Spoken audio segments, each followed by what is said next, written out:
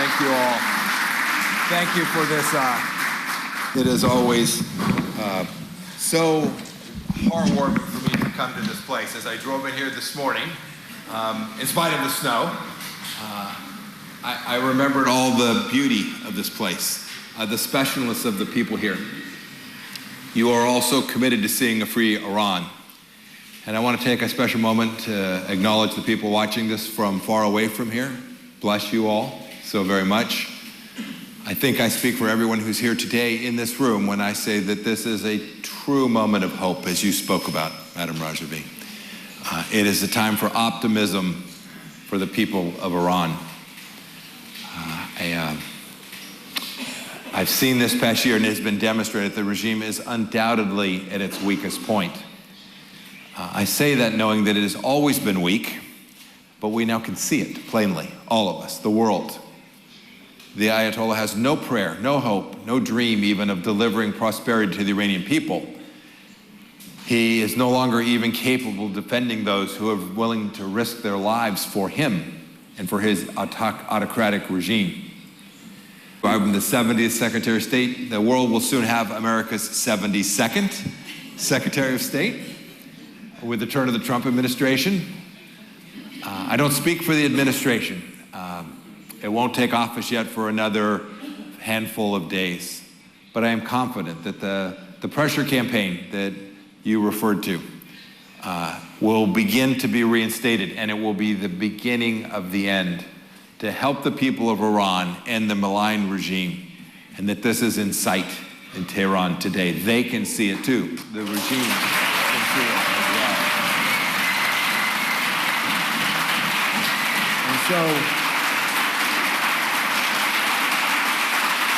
And so for those of us here, I think today, the appropriate question is, what will Iran look like? I want to talk to you about what I believe that future can hold, and I think you all know this. I think you all know this in your heart. We should always begin to think about the future by remembering this recent past. We should discuss the events since I've been here last. It all unfolded so quickly. It's been a most devastating year for the IRGC and the MOIS and the Ayatollah. Look inside the regime. It's a crisis. The 2022 uprising, brutally suppressed by a regime, showed that the Iranian regime must come to an end. Those deep problems that led to this uprising in 2022 have intensified greatly. You all have seen it. The world has seen it. The Europeans have seen it. Leadership in Asia has seen it. The whole world can see this.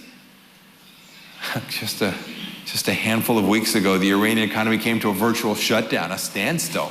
That's remarkable.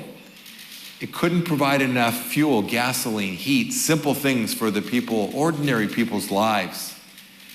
The Iranian regime had to make choices, hard choices, to choose between to heat the homes for the Iranian people or to keep small businesses running. That's dysfunction of the highest order. Think about this. Think about this for just a moment. Iran is one of the most abundant, energy-rich nations on the entire planet. It's blessed about things only the people of the world can only dream of in so many countries, yet it can't provide energy for its own people. We know this, you know this. It's not about what's below the ground, it's about what's above the ground, right? It's that the Ayatollah and his cronies care more about fomenting war against their enemies and their radical theology than they do about basic sustenance for their own people. The problem isn't one of resources, it's a problem of theocracy and politics and a regime that is evil. It's a regime that cares about enriching itself more than taking care of just the basic needs for its own people. Madam Rajavi spoke about its economy being in shambles. I think that's very kind. The rial has lost 30% of its value in just the last 90 days. And no matter how much the regime wishes to project stability to the world or confidence in itself, you can't ignore basic economics like that. Politically, the situation's no better. The death of Raisi was an irreparable blow to the leader, to the Ayatollah himself. Raisi was a pillar. We all know his history as the butcher of Tehran. He had heavily invested in Raisi. He had groomed Raisi to ensure that the regime would have continued set of policies when he passes from this world. Raisi was installed with a sham election, widely boycotted by the vast majority of the Iranian people. And in the wake of his death, the regime held yet more sham presidential elections. And again, the Iranian people responded by boycotting. By not participating, they emphasized the illegitimacy of the Ayatollah and its government in their basic fundamental action of just saying, not me, I won't show up.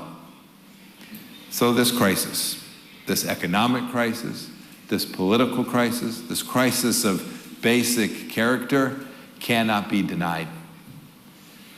You know, we should all remember that Khomeini never sought to deliver a brighter future for the Iranian people that he claims to lead. Both he and his predecessor took the wealth and resources that rightly belonged to those people and delivered to them instead proxy forces around the world to protect the regime, to create conflict in other places so as not to allow anyone to see, people in the world to see what was really taking place. And now it's apparent that this has utterly failed. The past year has made this clear, even to those people who didn't believe this inside of my own country. They can see what has been wrought upon these proxy forces. In Lebanon, Hezbollah was quickly reduced from what was perceived as a once powerful force to total impotence, and indeed near non-existence. Hezbollah is not even a shadow of what it once was. And the Ayatollah, powerless to stop it. And most dramatically, the regime in Syria. What provided the flows. This was the bridge between all of the Iranian proxy forces. This regime that dropped chemical weapons on its own people and killed its own people with the full support of the leadership in Iran, and without which it couldn't survive, no longer had two legs to stand on, and it is now gone, shattered. Assad hiding in another country, hoping only that he can stay alive in spite of the crimes he committed against his own people. You know, I think that the fact that it fell so quickly, that it was such a paper tiger, and I think that's told the world that the Ayatollah is finished, that his time is complete. I think we can all see that. This is devastating for someone like the Ayatollah. In the past year, all the regime's bluster about the extent of its power and influence has been revealed for what you all knew it was, a grand lie. You know, I want to take a moment. I'm from the state of Kansas. You all wouldn't know the story so well of the Wizard of Oz. It's now famous with Wicked. There was this man who sat in this chair and pretended to be the leader, but he was nothing. He was nothing. The Ayatollah, the wizard in Iran, has now been revealed for what he truly is, a corrupt character who only rules by fear and terror. And that day, ladies and gentlemen, is quickly coming to an end.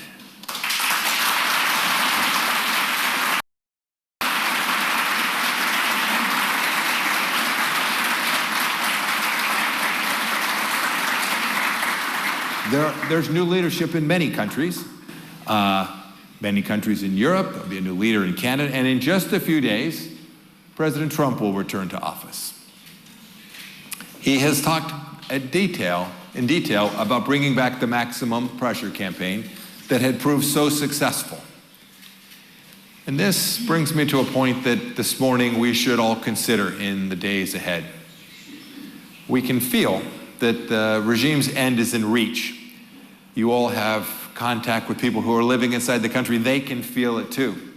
Whether it was the fall of Assad that showed that these dictatorships are just simply rotten to the core, and that they seem invincible only until the moment that they break, that these things happen quickly. They happen on the day that you don't expect it.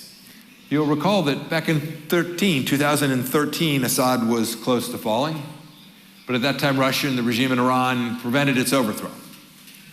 Tehran dispatched what was at the time thousands and ultimately became tens of thousands of its proxy forces and its IRGC and Quds forces around the region to keep and protect Assad in power because they needed that to protect their own power. But of course, the regime ran out of juice. It ran out of power and character and decency as perceived in too many salons in Europe. They were prepared to negotiate with a leader who was on his last legs. I am confident that after January 20th, that will not happen again. The mayhem, the terror, and the chaos that sowed for decades became a massive liability that could not be prevented from falling due to the rate of its own corruption. And this too will happen in Iran. And this is my message today to the Iranian people who have the opportunity to hear this, and the resistance units that are fighting on behalf of all of us. Keep up the fight. Keep your focus on the IRGC. The United States and the pressure campaign will return, making the regime even more fragile. You, the resistance, you are on the right path.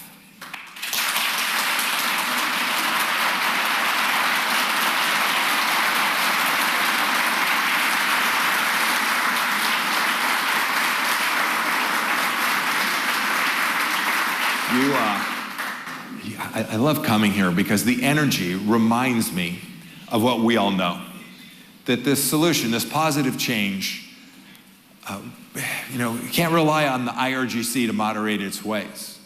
They will continue to be the repressive force which they are. No one's going to change the nature of that regime. Pretending so will only lead to the continuation of the rule of the clerics in Iran. Iran will be free, but only by those who have sacrificed for decades, who have paid the highest price, who have withstood massacres and imprisonments. It can only be freed by you. Bless you all for the hard work you have done and the work in front of you.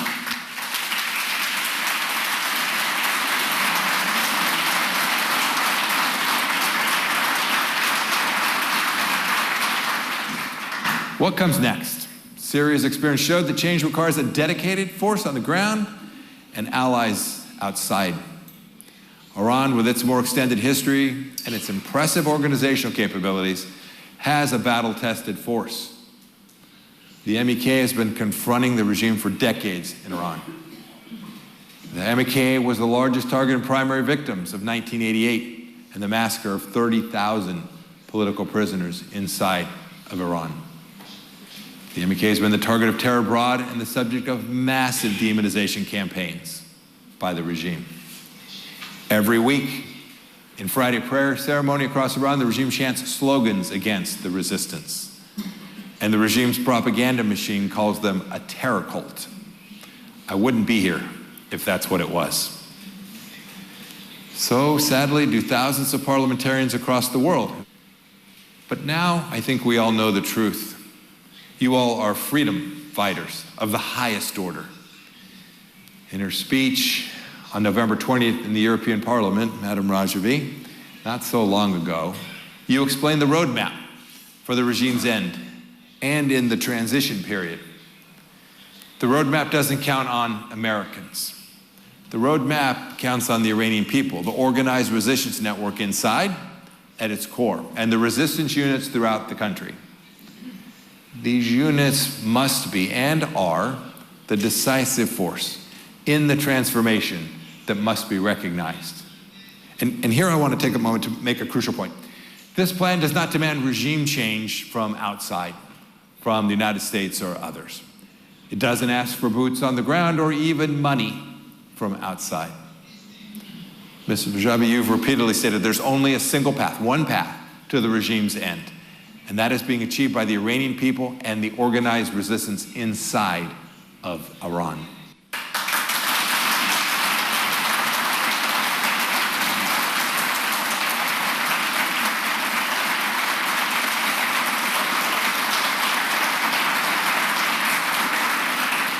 The only demand of the resistance is that the recognition of the Iranian people's plight to bring about the end of the regime is proper. the right of the resistance units to combat the regime's repressive forces, especially the IRGC. We and all the freedom-loving people must give them this recognition. Your 10-point plan, Mr. Rajabi, your 10-point plan includes free elections within 6 months, half a year of the regime's overthrow, separation of religion and state, gender equality, and a non-nuclear Iran. This deserves every nation's support. Mrs. Maryam Rajabi heads a democratic alternative that has demonstrated its capability over now 4 decades against the mullah's dictatorship. Your movement has shown the incredible capacity and resilience to end the regime's brutality. And you've exposed much of the regime's nuclear sites and details of Iran's nuclear weapons and missile program. And the world owes great debt for all of this work, hard work. The resistance has been willing to pay a very real and serious price. It has a platform that we can all support. And now has garnered massive international support as well. New U.S. policy, as the new administration comes in, needs to create even more space. And the focal point of this policy has to be recognition of the Iranian people's right to resist, and to recognition of the National Council of Resistance of Iran as the single best alternative to the clerics that are ruling Iran. You, the Iranian people, must be governed by those who are seeking a democratic, free Republic of Iran rather than this oppressive regime. I'm confident that we can get there. I hope to return to Ashraf 3 before too long.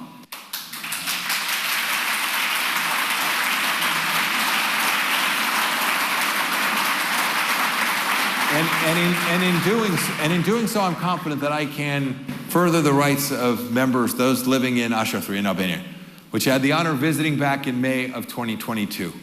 I am heartened by this morning. And I want to close that this is the time for the West to recognize the right of the Iranian people. This fundamental right that is so basic to every human being created in the image of God to live with human dignity. And that means the right to resist and to change the nature of the lives for the people inside of Iran. You know, this country, Iran, is defined by those who for decades have paid this dear price of which I have spoken for years. Indeed, I'll never forget being shown a red-covered book when I visited Ashraf 3 on my last trip. Its pages contain the names of thousands of resistance fighters. Many of you know them. Some of them are family members of people in this very room and those of you watching from Ashraf 3 today. These loved ones aren't just numbers to you. They aren't just names in a book. They are the people who will deliver this free Iran. Bless you. Anytime I'm attacked for speaking at your events, which happens, I am confident that the regime will respond to my remarks tomorrow. It won't be very original, I suppose, but nonetheless. When I see that, what I think of is those names and the people that are living there today. I think of them because it reminds me that I, Mike, am doing the right thing for those people to honor their sacrifice and to create the opportunity for those who come along behind them. This is worthy.